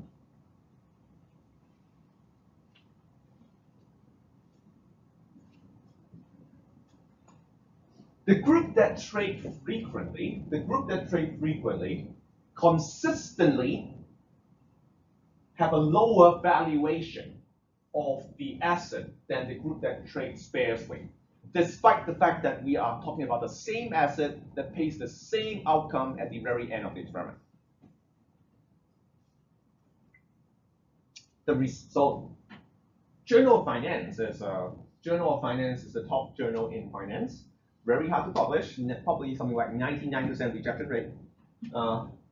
Well, obviously, Giesme is a very famous economist, but this experiment is also it shows you a very clean result, right? It's a very clean result. So almost from the beginning, you have a lower valuation for the asset in the group that trade frequently. It's very hard to explain why this would happen, since the only difference between the two groups is the trading frequency, right? So the interpretation the authors have here is that it must be the volatility. Then this must be the volatility that came from the fact that people are trading every round, right? Because you know at the end, you're going to get you're going to get 50 cents, right? You're going to get 50 cents in expectation, and there's a bit of risk involved, but you can get 50 cents on average. That's no. So that's no, right? That's no. So there's no reason why there's no reason why trading frequency would affect how much you want to pay if you're completely rational. Since you do know at the end it's an average, you get an average of 50 cents. That's what. If you're completely rational, what you should do? If you're completely rational, what you do is you buy low, sell high, right? That's what you do. If you're completely rational, you buy when now let's just assume you're risk neutral, just for simplicity. If you're risk neutral, what you do? You buy when the market price is below 50 cents, and you sell when the market price is about 50 cents. That's what you should do if you're rational and risk neutral. There should be no difference between the two groups if you're rational. You buy low, sell high. Should be the same, because you know at the end this thing works. This thing would pay you 50 cents on average. But that's not what we see. We see a consistent difference. The group that trades sparsely, pays more than the group that trades frequently, consistently throughout all the rounds. One thing that is a bit weird though is that you notice that the group that trades sparsely are paying on average something like 57 cents or 58 cents for something that on average would only pay you 50 cents, right? Don't you find that kind of so that they are kind of, in some sense, it looks like they're risk seeking, right? Because on average you only get 50 cents, yet you're paying 60 cents. So it seems like they're a bit risk seeking. Right.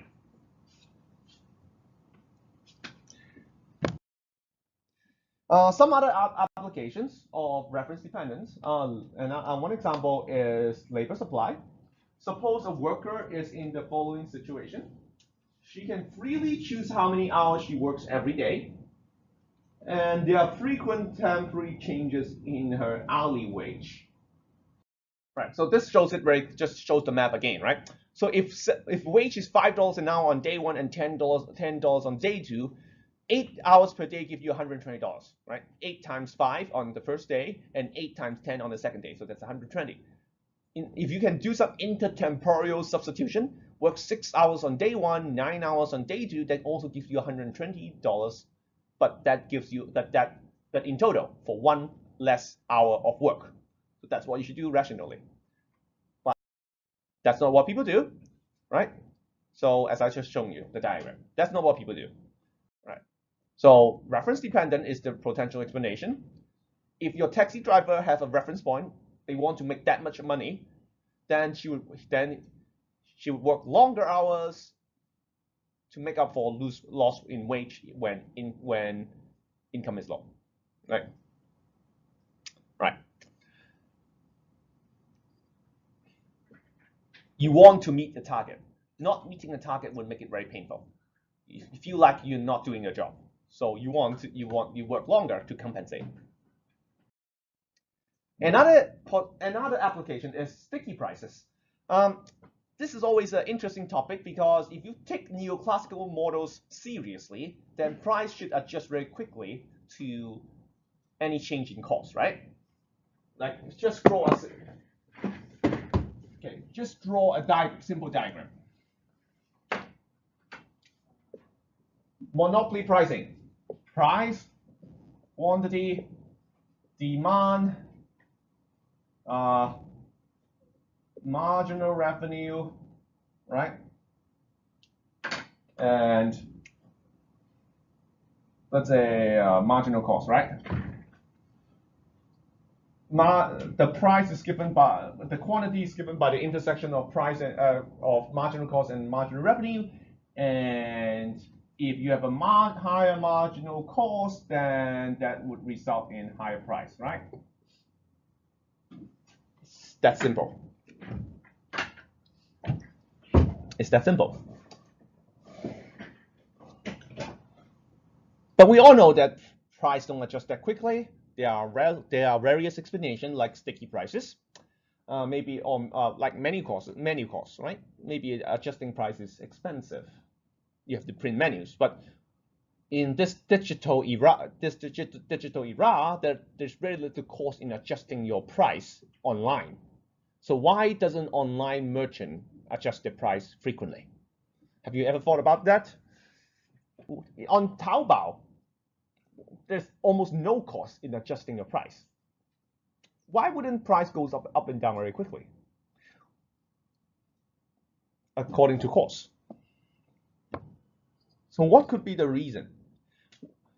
Why wouldn't a seller raise price substantially? Raise price substantially when there's a shortage? Well, when do we see that? Take for example, there are a few examples of that. One is, why doesn't Apple charge a higher price for its iPhone during launch when the demand is the highest, and then charge less subsequently? Now, a lot of sellers do that, right? A lot of computer manufacturers and a lot of cell phone manufacturers like Samsung. Samsung definitely does that. Galaxy phones becomes cheaper as a new model approach, right? So during launch is the most expensive, but then you start getting discounts later on. That's what Samsung does that, but Apple doesn't do that. Why not? Right? Another example is if you're interested in computer technology, Bitcoin, right? The mining of cryptocurrency, not Bitcoin specifically, but other type of cryptocurrency other than Bitcoins, involve building very powerful computers. You can do that at home. You just need to buy powerful components, right? Specifically, you need powerful graphics. You need powerful graphics card. Because cryptocurrency has been so expensive, graphics card is actually in a shortage in Hong Kong right now. If you go to computer mall like Golden Arcade or Mongkok Computer Arcade, you actually find that all the high-end graphics cards are out of stock. Okay, has the price risen? Yes, by a bit. The price has risen by a bit, but it's not obviously not high enough to keep the graphics card in stock. So you have to ask the question, why doesn't the seller raise the price even further so that the products will be in stock? Right? Why has they gone out of stock? Because if it's gone out of stock, the price is kind of meaningless, right? You say that you're selling for $4,000, but you can't actually buy it at $4,000 because there's no stock. Why didn't they just keep this graphic? Why didn't they raise the price even further to make sure that someone who is willing to pay the price will be able to buy one? Why not? Now, one thing that could be the reason is the fact that customers hate you when you raise prices frequently, right? No one likes sellers that raise price frequently. So once again, reference dependence. If consumers remember how much you charged recently, then raising your they would notice that you have raised price, and they don't like the fact that they are paying more than what they paid last week, right? So suppose the customer's reference point is the current price. Customers lost more utility for a price hike relative to an equal price drop. So Can you draw that in diagram? Yes, actually it's quite easy to draw it in a diagram. So we're just going to multiply this simple diagram. Now, what happens is this. Now, this is the original demand curve. This is the original demand curve. If consumers are actually very sensitive to price hike, what would happen is that, let's say this is your current price here, right? This is your current price here. What happens is that when you raise your price, without reference dependence, the demand would just keep going up as usual. But with reference dependent, they're going to remember that it was cheaper just yesterday, and they would feel bad and don't want to buy from you. That would lower the demand for higher prices. There's a kink here. So that's the idea. The consumer's demand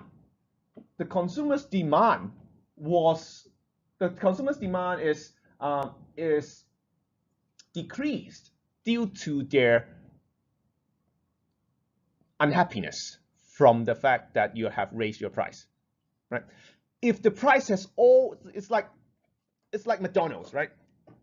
People curse McDonald's whenever they raise the price on their discount menu, right? But really, to most people in Hong Kong, what's the difference between going from $23 to $24 a meal? $1, right? $1 is nothing to most people in Hong Kong. Yet people pay a lot of attention to the fact that McDonald's raised their price by $1, right? Right. So you can see that people are very sensitive to price change. Just even if in absolute amount it really means nothing. If McDonald's has always charged $30, no one would be unhappy when they charge $25, right? But if they raise their price from 24 to 25 today, then a lot of people are going to be unhappy. So the idea is that even though people are willing to pay that price, they are temporarily unhappy due to the fact that you have raised your price. So they're going to buy less from you. They're going to buy less from you. If you have that, what would happen to your marginal revenue? So if you have this diagram, what would happen to your marginal revenue? So how do you draw marginal revenue? If you take basic microeconomics, you know marginal revenue is the demand curve with thrice the slope. So let's do that. Thrice the slope. All right. So keep going. Now, what happens at the point of the kink, right? What happens? If you draw it graphically, what happens is it will go back to the original marginal revenue. So the original marginal revenue is a lot steeper. So it's going to be here. Right? That's what's going to happen. Marginal revenue is actually going to have a break. Because of the kink in the demand curve. So now what happens when marginal cost happens to fall within the break?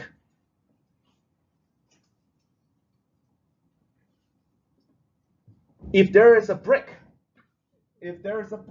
in marginal revenue, then there might be no price response from change in marginal cost.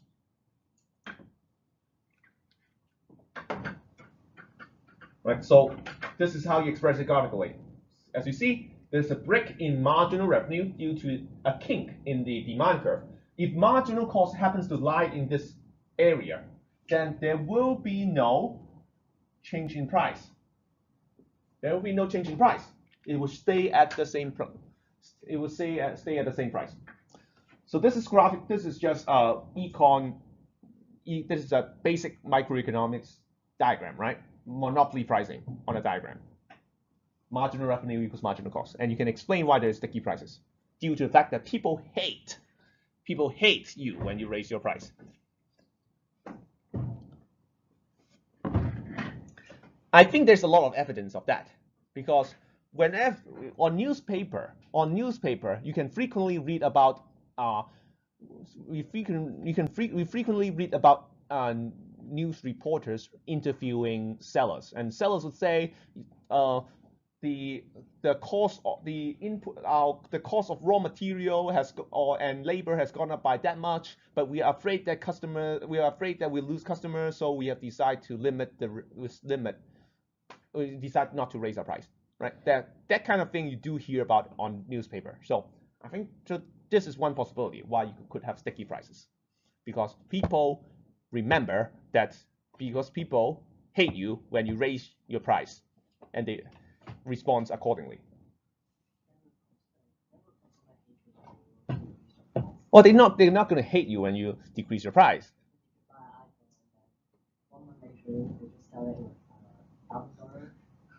That's true. Yeah, that's true. That's another possibility. That's true, because well, customers who haven't purchased would love you, but customers who have already purchased might actually hate you. Yeah, that's actually true. Well, but then what happens is this diagram still holds, but that's what happens in the next purchase. Right? In the next purchase, they would say, no, I'm not going to buy at launch because I know you're going to lower your price in 3 months. Yeah, so it's the same logic, because future purchase. Now, if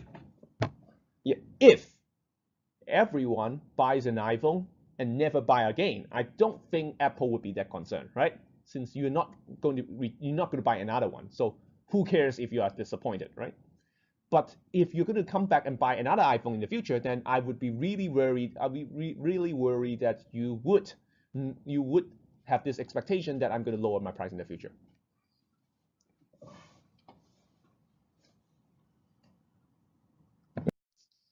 Oh, so okay, so I have put it in the past.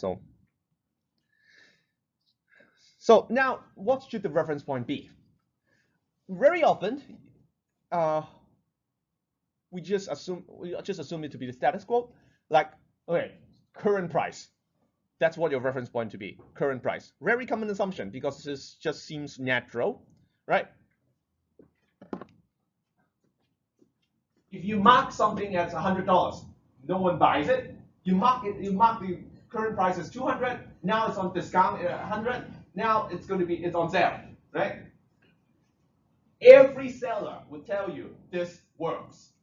Just look at how many sales are going on in Hong Kong. In fact, there has been study, right, that shows that when supermarket go on sale, very often it's not really on sale, right? When supermarket go on sale, let's just say it's on sale. What they actually did was to mark up the original price. Right? Now that shouldn't happen if you're completely rational, right? That just happens because you have this gain loss, the sense of gain loss, right? But it's not really realistic in some other cases. Let's say you're selling your old textbook back to the bookstore. Do you see the foregoing of the book as a loss? If you expect to sell something, does losing it actually feel a sense of loss? It doesn't seem right, because in some sense you expect to lose the book. In fact, I would say in this case, not being able to sell your book might feel like a loss, because you expect to complete this transaction and earn some money. Now the bookstore says, sorry, you're not going to take your book. Then you're actually not getting the money you're expecting. So expectation is another possible reference point. I expect to be able to earn $500 from my textbook. If I actually get $500, that doesn't make me more happy than am already than what I'm already at, because that's what I expect anyway. But if I do not get to sell the textbook, then I'm losing $500 that I thought I would have. That would actually feel a sense of loss. So another possibility is that your reference point is what you expect to happen. Right? So suppose you fully expect to be able to sell a textbook, but it turns out you can't, then you probably feel a sense of loss from not being able to get the money that you would have able to sell. Retaining the book is more like a game, but in most cases, if you have your mentality set on selling the textbook probably is not going to make you that happy. Another example. Are you happy if you just earn $1,000? Well, no. You're not gonna be happy if you just at this moment $1,000 appear on a table. Yeah, you're gonna be happy, right? So you're probably gonna be happy if, like, all else equal, $1,000 shows up on a table, right? But are you gonna be happy if I tell you everyone else has earned $10,000 and then you just earn 1,000? Then you're probably not going to be happy, right? What does that tell us, right? It actually tells us a lot, right? I think there's this video on. Have you seen that video on YouTube where chimpanzees, like I think it's chimpanzee eating like cucumbers? It's on TED. It's on a TED Talk. Let's see if I can find investing, right? So Hang Seng Index. So this is the local stock index, all right? From January 16 last year to yesterday, it went up from 22,700 points to 31,620 points, right? So that's almost like this, what, a 40% increase, right? A 40% increase in stock market. Pretty good. 1 year, your wealth would go up by 40% if you invest in Hong Kong stock market, right? That's pretty good.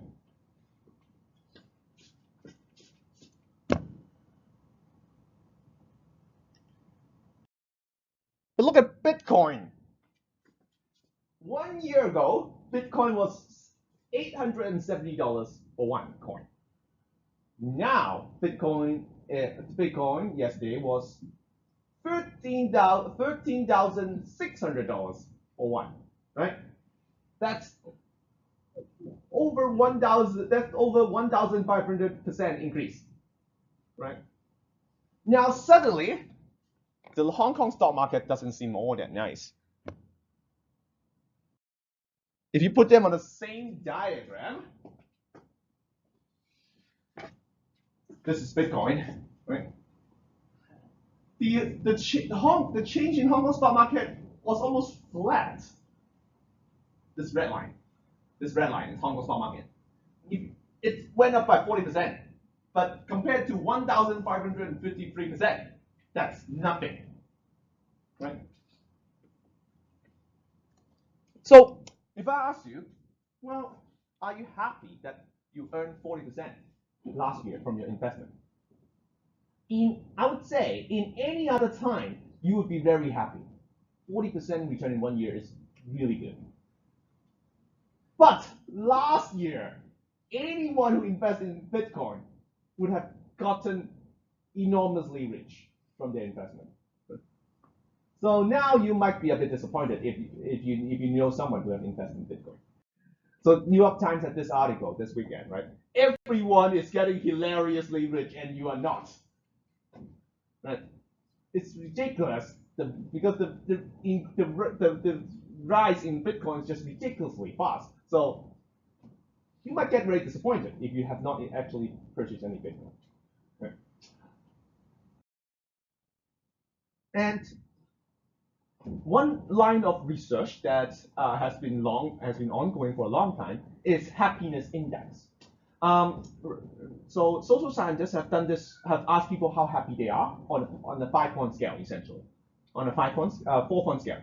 How happy you are on a 4-point scale in different countries and throughout many years, right? So the data here goes from 1958 to 1990. So this is for United States. So the dotted line is real GDP per capita. So real GDP per person, and the scale is on the right-hand side, and the right-hand side is the scale for life happiness, which is this solid line. It's a very striking image because what you see here is that while the United States has gotten enormously richer throughout the years, right, going from a real GDP of 3,000 to a real GDP of over 14,000, happiness has barely moved at all. It pretty much stays the same, something around 2.5 to 3. So people are getting richer, but they're not happier. Why? There's some now. If you think about what makes you happy, right? That's one possibility. However, notice that the gap that the wealth inequality actually didn't actually increase by much in the 1950s and 1960s. It did start going up again in the 1970s, though, right? And maybe it's a very minor trend. I think, but yeah, I don't think there's. It doesn't seem to me that even during 1950s that people are getting happier. So now, if I ask you how happy you are, I don't see why you would answer. You would give me an answer saying that you are particularly happy. Versus if I ask the same question to your parents or your grandparents when they are at your age, right? Because think about whether you're happy is not just measured by your absolute quantity of stuff you have. These days, would anyone tell me they are particularly happy if they own a smartphone? No, right? You come to expect to have a smartphone. But if you go back 15 years, having a smartphone would be something that is very special. Now, I still remember when I purchased the first generation iPad. That was kind of like an exotic thing, because it wasn't sold in Hong Kong. So I bought the iPad in the United States. I came back. People literally walk across the street to take a look at my iPad, right? Because having an iPad back then was so special. But nowadays, no one would care if you have an iPad or not. So whether you're happy is probably relative to what you expect. So are people not getting happier because they come to expect high income? You come to expect an iPhone. You come to expect being well-fed, having clothes to wear, right? Another possibility is that or perhaps your happipness depends on whether you are ahead of everyone else. Just like what I talk about the salary raise, right? Maybe you become happy when you are better off than people around you. That's another possibility. Now every one of us here live much better than any monarchy like 500 years ago. Like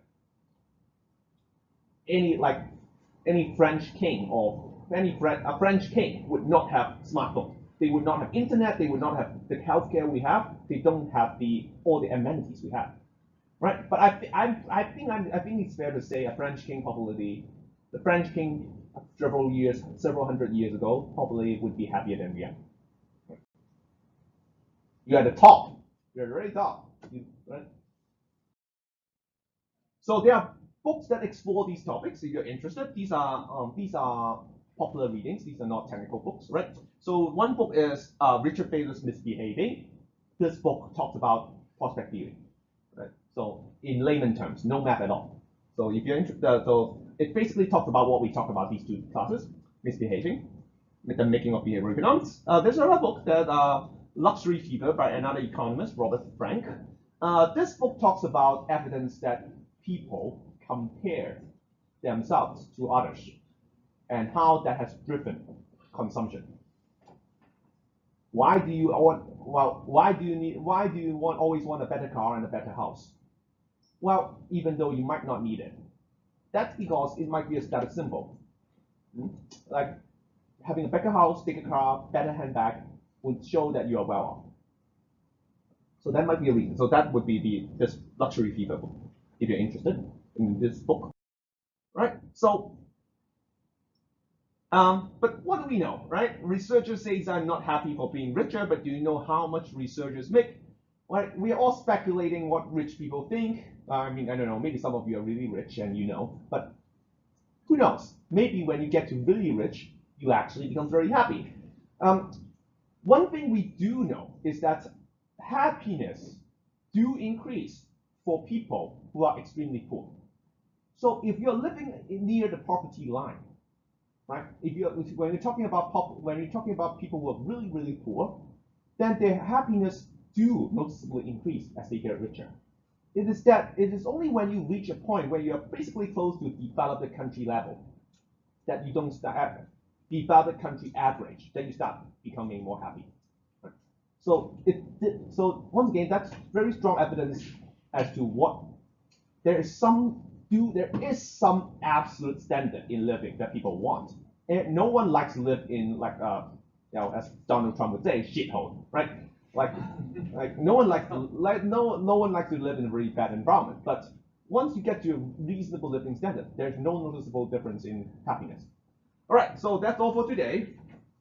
Next week we're going to talk about catnap and why it doesn't seem to work.